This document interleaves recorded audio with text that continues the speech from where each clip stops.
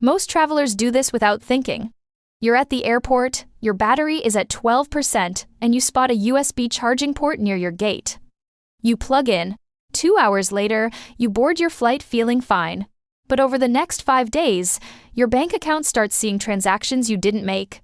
Total damage, an average of $700 per victim. Welcome to juice-jacking the airport USB attack the FBI publicly warned about in late 2024. Here's how it works.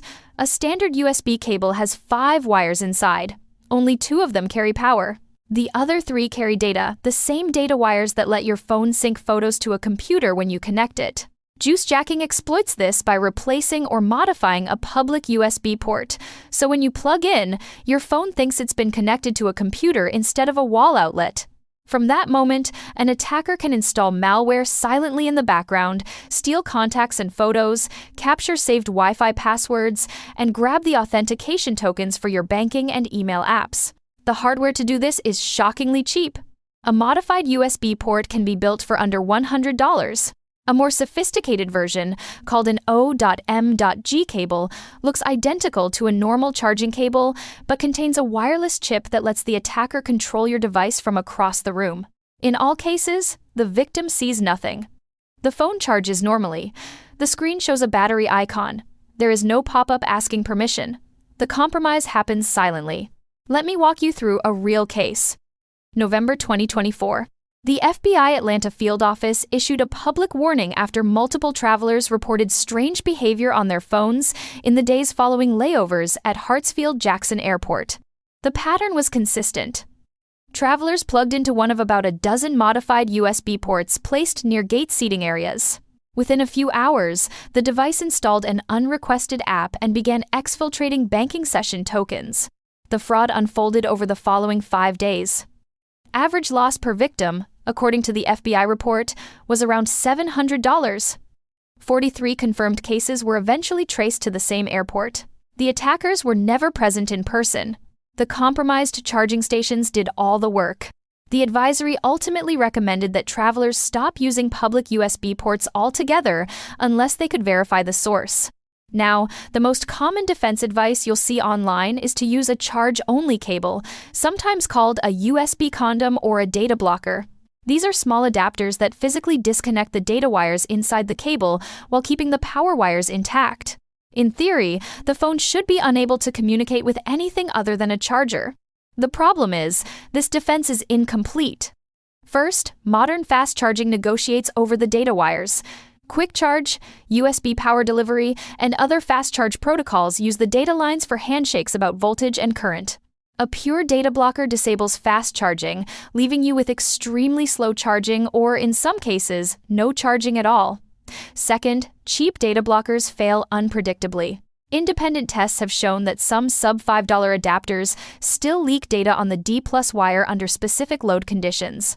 Third, power surges can damage the device. Some malicious chargers send voltages high enough to permanently brick the phone, which a data blocker does nothing to prevent. And fourth, sophisticated attacks bypass data blockers entirely. The 2024 Atlanta case used keyboard emulation rather than direct data transfer, and a data blocker cannot defend against that. So the simplest, most reliable defense for a traveler is to never plug into a public USB port at all. Carry your own wall adapter and use the wall outlet. Wall outlets transmit electrical current and nothing else. There is no data path for an attacker to exploit. For travelers who can't avoid USB ports, say, on a plane that only offers seatback USB charging, a portable battery pack is the next best option. Charge the battery pack at home from a known safe outlet. The battery pack is then the only thing in contact with your phone. If you must plug into a public port, plug the battery pack in and let it charge there, then unplug it before connecting your phone. For added defense in depth, several other precautions are worthwhile. Keep your phone updated. Both Apple and Google patch USB-related vulnerabilities regularly. Disable USB data transfer by default. On Android, this is the default behavior since version 8. On iPhone, USB restricted mode is on by default and locks the data lines after 1 hour of being locked. Use a paid VPN on public Wi-Fi. While this does not protect against juicejacking specifically, it closes the related attack vector of public Wi-Fi sniffing, which often happens at the same airports and hotels. Look for the same 5 things in any VPN you choose: a verified no-logs policy, modern AES 256 encryption, a kill switch, multi-device support, and servers in the regions you actually need. If you suspect you have already been compromised, change all passwords from a different known clean device, enable 2-factor authentication on every account, and contact your bank to flag the period of the suspected attack. The bigger picture here is simple. Juicejacking sits in a category of travel-specific cyber threats that share a common pattern.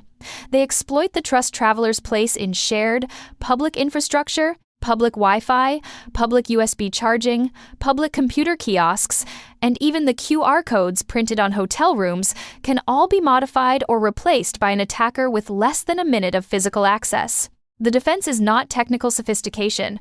The defense is mistrust. Treat any unattended public infrastructure as untrusted by default. Carry your own power source, your own internet connection, and your own software updates.